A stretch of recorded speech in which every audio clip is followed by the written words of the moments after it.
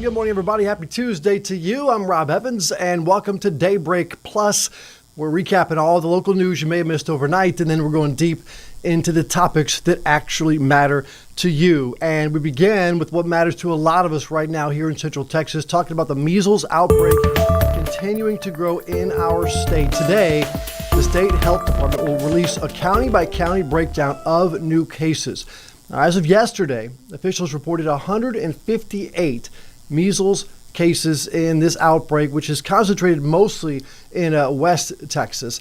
Now, during a House committee hearing yesterday, lawmakers asked DSHS Commissioner Jennifer Shuford about a child who died from measles in Lubbock last week. Now, she said the department still does not know where this outbreak started. Take a listen. I cannot link this particular outbreak. I don't know. Usually we can find that link, and so it's driving me crazy, but we don't know what the link is here. Now, one of the measles was confirmed in Austin last Friday. Local health officials say that patient is an unvaccinated infant who had traveled overseas. Now, the rest of that infant's family is vaccinated. A DSHS spokesperson says that case will not be included in their case count today because it's not tied to the West Texas outbreak. Of course, measles are a big concern for new parents, right? Babies are too young to get a vaccine. So we stopped by a Round Rock Kids facility to see what it is doing to stop the spread. Tot Box Play Cafe went through the COVID pandemic, of course, and they're using the same cleaning protocols. The founder, Suzette Reynoso Bivens, did a 3-step cleaning and disinfecting process. But play areas, they're hard to clean, right? There's only so much you can really do to prevent diseases, and the measles is airborne. It remains active in the air or on surfaces for up to 2 hours. However, she says they will continue their protocols to make sure the safety of their children. Take a listen to what she has to say. My 3-year-old plays here every single day, and so making sure that, and that's how I treat every one of my customers, every one of our members, is their friends, their family, and it's our job and duty to protect them and to keep them safe. Now, the World Health Organization says vaccinations community-wide are the best preventative approach to tackling measles. 7:02, we're looking at another weather impact alert day here in Central Texas. Our area under an extreme fire danger, a combination of strong winds and dry conditions. Now, Central Texas counties taking precautions to reduce the risk. Travis, Llano, Mason counties all have burn bans in effect. Outdoor burning is not allowed in Burnett, Gillespie, Hayes, and Williamson counties. Now, we stopped by the Pflugerville Fire Department to see how they're preparing. They told KVUE's Isabella Basco that they've added dozens of brush trucks and fire engines for tomorrow, and they're warning everybody has to be vigilant. Erica Conti understands the full impact of a tragedy. In 2011, her home in Bastrop County burned down as fires quickly spread across the area. I lost everything I own. I was a single mom at the time with 3 kids, and we had to pull it together. At the time, it was probably the worst moment in my life. For Bobby Ortiz, the battalion chief of the Pflugerville Fire Department, those fires in Travis and Bastrop counties were a wake-up call for people in Central Texas, a reminder that the potential for a wildfire disaster is real. They always thought that we can't burn like California can, but we have a lot of the same topography with the hills, the ups and downs. Days like that, when we have sustained winds above 30 miles an hour, gusting of 50, those are kind of the culmination of all of the same types of conditions. While homeowners can be taught mitigation steps to limit damage to their homes, Ortiz is warning people to be careful outside. Like burning outside, so having a fire pit or controlled burns where people have brush set out for them to burn and get rid of those fuels from their farmland. While Conti was able to move into a new mobile home months after the fires, she believes it's important for others to know the implications of disaster. It's dangerous, can spread fast. You don't realize, it only takes a spark to get a fire going, and it will destroy. That was Isabella Basco. Now, there is an alert system you can sign up for if you want to know about emergency warnings, and you can find a link on KVUE.com. It's important, of course, to have a bag ready to go in case you need to evacuate. Here's what you need to have right here. Some things: copies of important documents, the first aid kit, extra medications, a change of clothes, water, and add shoes there as well, for sure. That's something a lot of people forget about, unfortunately. It is 7:05 right now. Let's take a look at weather and we can expect, and we're going to see some rain to help with those wildfire conditions. Grace? Yeah, the unfortunate part of this forecast is, Rob, that we are seeing rains for this morning. However, they are not going to be enough to help us out or mitigate that wildfire risk for today. So looking outside right now, if you were moving through downtown Austin just a few moments ago, there were those heavy rains that moved on through. However, we're already seeing it clear out as we head into the 7 a.m. hour. So let's take a check on those temperatures, because we're sitting near 70 degrees earlier this morning. We are now sitting at 54 and 53 degrees. Humidity values starting to drop just a little bit. And our winds coming now out of the northwest at 10 miles per hour sustained, and dew points dropping to 50 right now.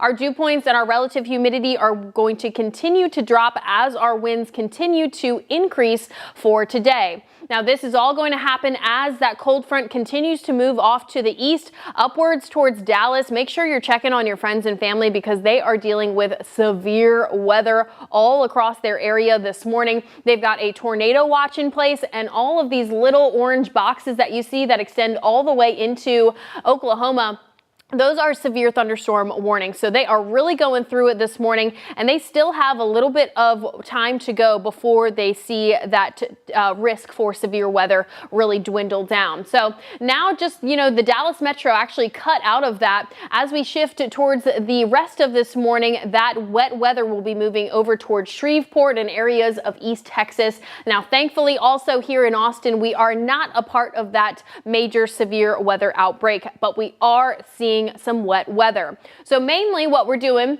is seeing a cold front now kind of backing up where this line is. That is giving way to some heavier rainfall out there, as well as some rumbles of thunder too. I've even seen a couple of lightning strikes there on the radar this morning.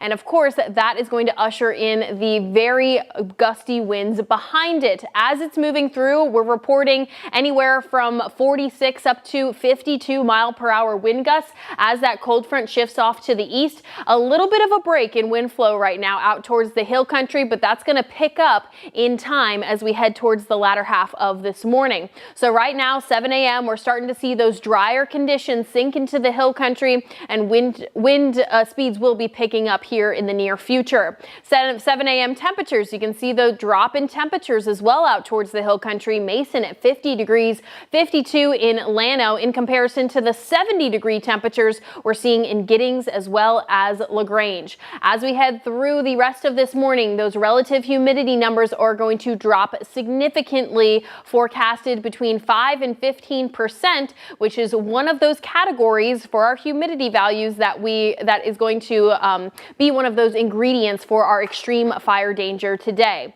Another ingredient is going to be high wind flow. You can see by 2:30 this afternoon, anywhere from 30 to even 45 mile per hour wind gusts are predicted on this high resolution model. However, the National Weather Service has forecasted up to 55 miles possible for our area. So something we need to take seriously for today. Again, these wind speeds will be highest between noon and 6 p.m. today. And then as we head towards 8 and 9 p.m. tonight, some of our alerts are going to start to expire as we see improving conditions. Now, our red flag warning, this goes into effect about an hour from now at 8 a.m. as we start to see the humidity levels drop and the wind flow start to pick up. And of course, our rain from earlier today is all going to dry out. Those high winds are going to act like a fan and just dry everything out. So it's not going to be able to mitigate that extreme wildfire risk for today.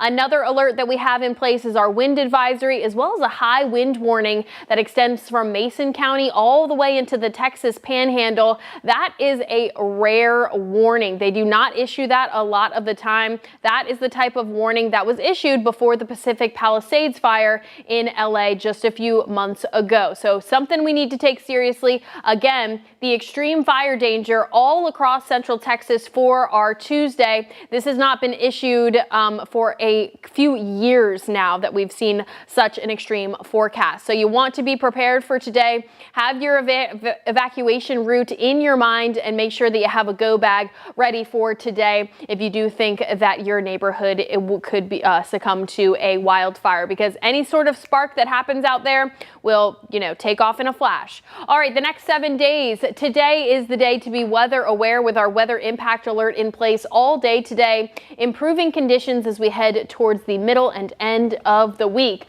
Road conditions a little bit shaky right now as we are dealing with that rain part of the forecast. How's it looking out there, Hannah? Right, it's going to be a tricky day. So luckily we're not dealing with any of those crazy winds just yet, but definitely kind of creating some slick conditions.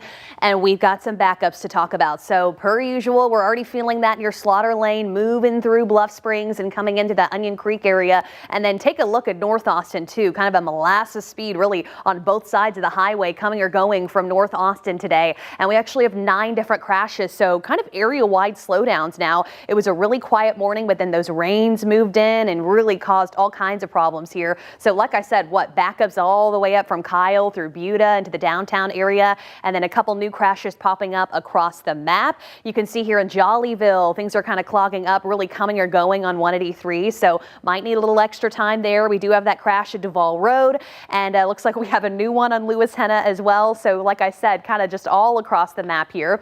Looking a little better though in Wells Branch, but from that live picture I just showed you, it's definitely a slow moving morning. It is moving though, so that's something, I guess. And then of course, both hands on the steering wheel today. It is going to get so very gusty out there. You don't want to lose control, and just be very vigilant because there could be a lot of debris flying around, which is already pretty common in these parts here in Texas. So we also have an active incident 290 westbound at Circle Drive. So heads up if you're coming or going from Dripping Springs today. Everyone stay safe out there. Could get kind of gnarly out there with all those winds, Rob. Yeah, Hannah thinks about it even more gnarly because, South by has officially kicked off this week, and city leaders are sharing their plans for the busy spring festival season. They say people should expect street closures, expect heavy traffic. Austin Police Chief Lisa Davis says consider using public transportation or rideshare services to get downtown because it's really hard to find parking. People like Roxanne Romo, who are going to South by, say they are excited, but they're also thinking about safety. Here's what she had to say that she's thinking about. Take a listen.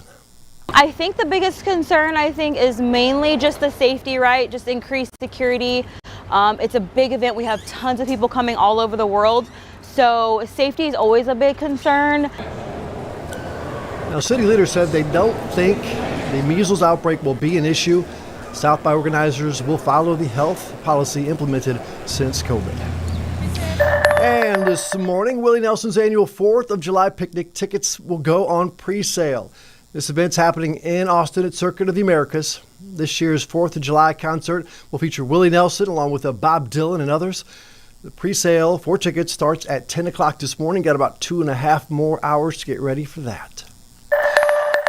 And today marks the beginning of the Houston Livestock Show and Rodeo. It'll be all boots, bulls, and barbecue for this 3-week event. It features rodeo athletes, a livestock show, and several vendors with a unique rodeo-themed wares. And you can also expect a lot of country superstars like that one there. Tonight, country legend Reba. She only has one name. Reba McEntire if you want to be official, but she kicks off the first night of concerts. Experts say this rodeo brings in hundreds of millions of dollars in economic impact to Houston. And more partying going on in the Big Easy. Today is Fat Tuesday, aka Mardi Gras. And our neighbors in Louisiana, they're having to make some last-minute changes because of the weather. Strong winds are there as well, kind of like what we're expecting here. And some Mardi Gras parades in New Orleans are being either altered or straight up canceled. In addition to the winds reaching up to 60 miles an hour, the New Orleans area is also expecting severe thunderstorms. Obviously concern over how those parade floats, those big, huge things, will be able to handle those stormy conditions. Well, over the weekend, a Central Texas company landed on the moon. We told you a little bit about this earlier, right? Firefly Aerospace out of Cedar Park, landing its first spacecraft early Sunday morning. Sounded like this. Take a listen. Y'all select the landing. We're on the moon.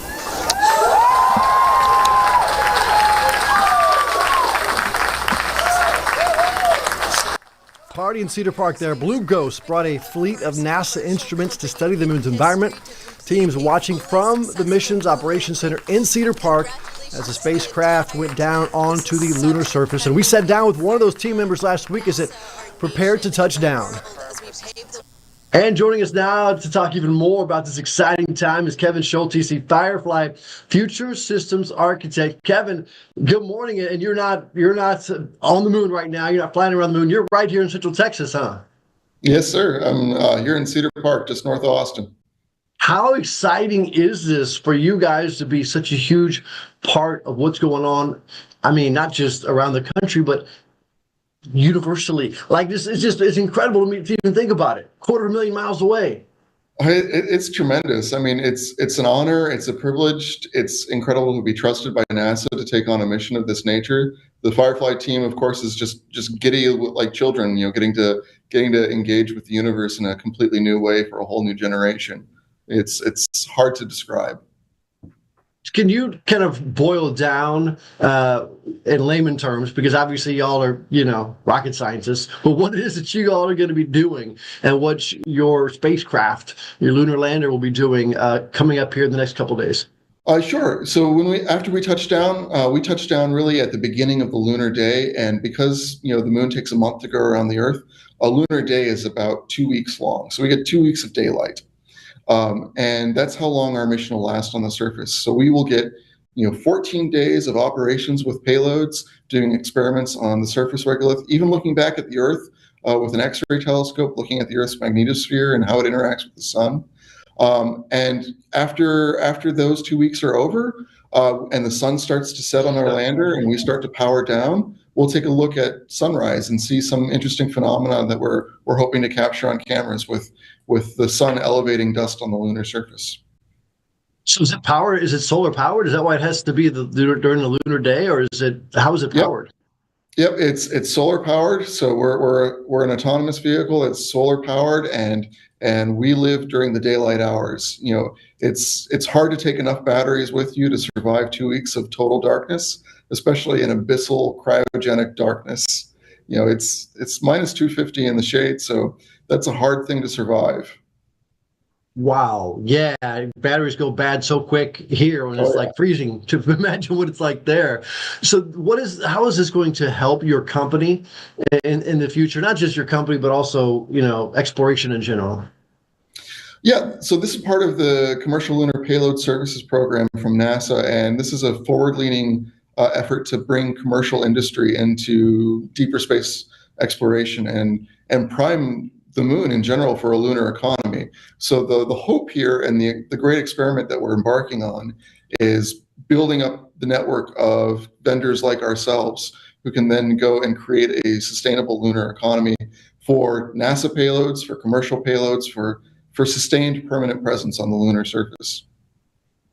Once your spacecraft takes off and comes back into the atmosphere, is there any concern with coming through the atmosphere, the heat shield, things like that? How does that work?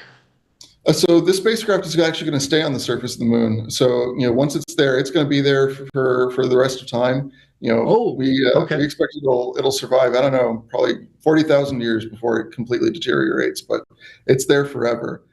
Future missions, we might bring samples back, but that's not the plan for this mission. So you were literally just sending information back and forth. Yep. We've got a wonderful data link. We're hoping to be able to get back 10 megabits per second.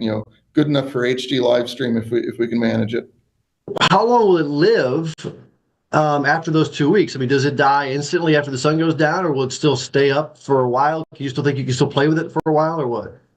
Yeah, so we'll play with it for a while. It will survive probably about 5 hours into sunset is the plan. So we'll be using that time to get back as much data as we can. It's a gold mine of scientific data. So every hour that the lander stays alive, we'll be blasting power through our radios to get all the data back to the Earth. And who knows? Maybe we'll be fortunate enough and be able to start up the next lunar day. But right now, the plan is that once the sun goes down and our batteries run out, that'll be the end of the mission. That was my next question. It is possible that battery could go on in 2 weeks, and I mean it could potentially continue to go on. If you guys have plans for the next lunar days, just in case. It's possible, but it's not planned for. It's not a capability that we designed into it. Future missions, we will absolutely attempt to survive the night, but it's a huge cost driver to guarantee success on those 2 weeks. Well, that's exciting. Do you guys have anything coming up that you can talk about as far as future ideas, thoughts, plans, hopes, dreams for the company and the moon or beyond?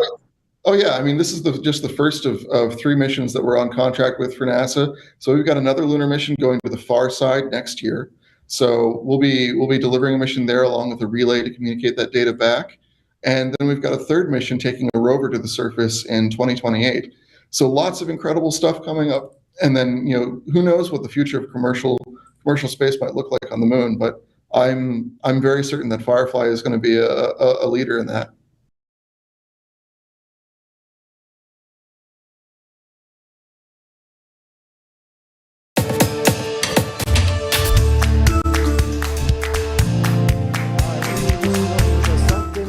Talk about. I got a question for you. Could our electronic devices be affecting your relationship with your loved ones? Zoreen Shah explains how putting down your phone could be the key to stronger connections. Excessive screen time is a growing concern, especially during family gatherings. One recent study found that nearly 40% of people use devices during family time, with 15% scrolling during meals. This habit can create emotional distance and lower overall well-being. To reduce digital distractions, the American Academy of Pediatrics recommends having a family conversation about the importance of being present. Establish phone-free times, like during meals or walks, and involve kids in setting rules. Role modeling is also crucial. If parents put down their devices, children are more likely to follow suit. Keep the fun going with activities like games and allow for some shared screen experiences like movie night. With mindful choices, families can create meaningful memories, one device-free moment at a time. With this Medical Minute, I'm Zoreen Shah. And that is it for Daybreak Plus. Let us know what you'd like to talk about. Message us at 512-459-9442. You can also message me on any of the socials at Rob Evans TV on Instagram, X, or Facebook. And stick around because Daybreak continues right here on KVUE Plus. Goodbye, everybody.